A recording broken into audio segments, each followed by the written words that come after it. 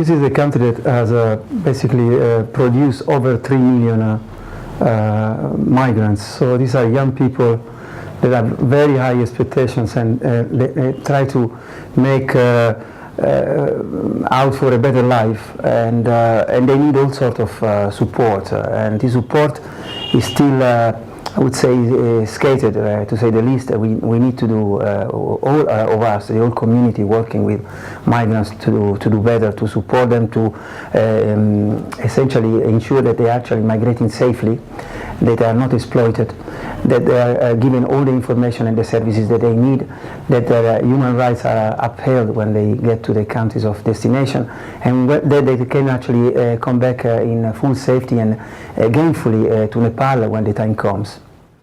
Till now, we are basically assisting a few Nepali citizens to return to Nepal. These are basically people that got stranded and needed assistance to return and reintegrate to Nepal. So our assistance to date is pretty limited.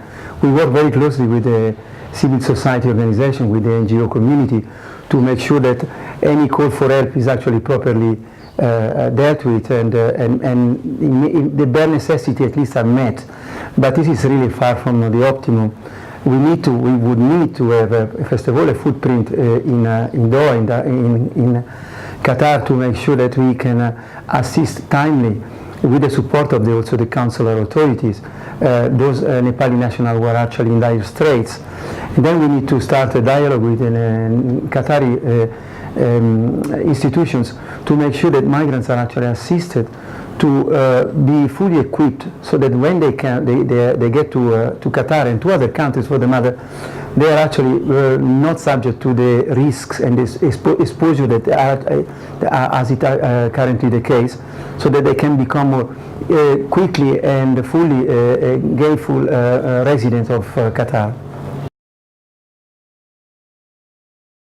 The World Migration Report is the flagship publication of IOM. Every year it privileges a theme. This year the theme is really migration and development. These two domains have all too often until now been moving parallel without really properly integrating each other. So we have tried to make a case for a closer integration of migration and development, to make sure that to everybody understand that migrants are actually agent or engine of development. The development, of course, is also, or lack of it rather, is also a cause of migration, often unwanted migration.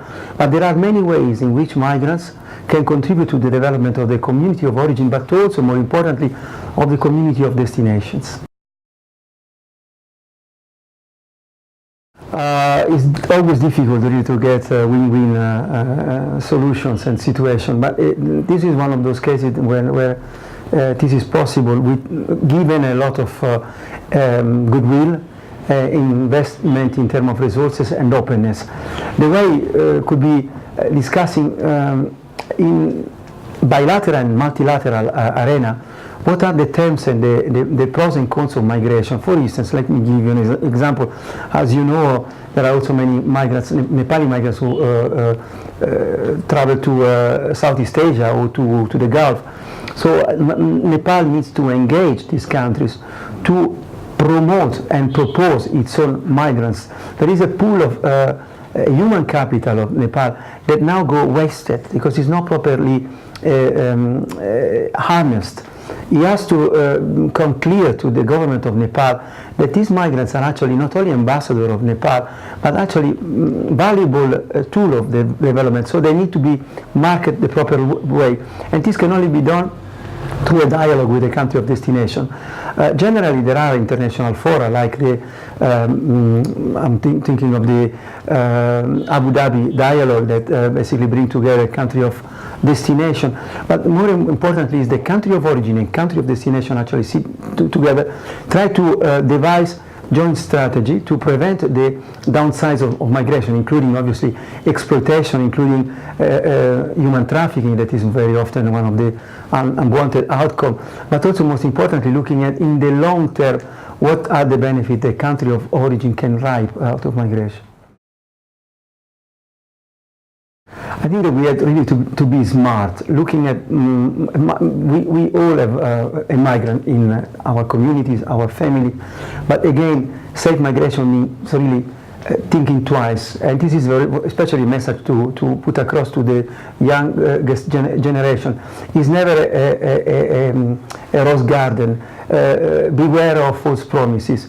But let's say each of you is a talent, each of you has something to offer. So importantly, take enough time to set up your migration project, and in particular seek assistance from people like us, from organizations and associations that are more and more vocal and capable to provide a platform, a launching pad to make sure actually that this is actually a two-way ticket, but a journey to a better life.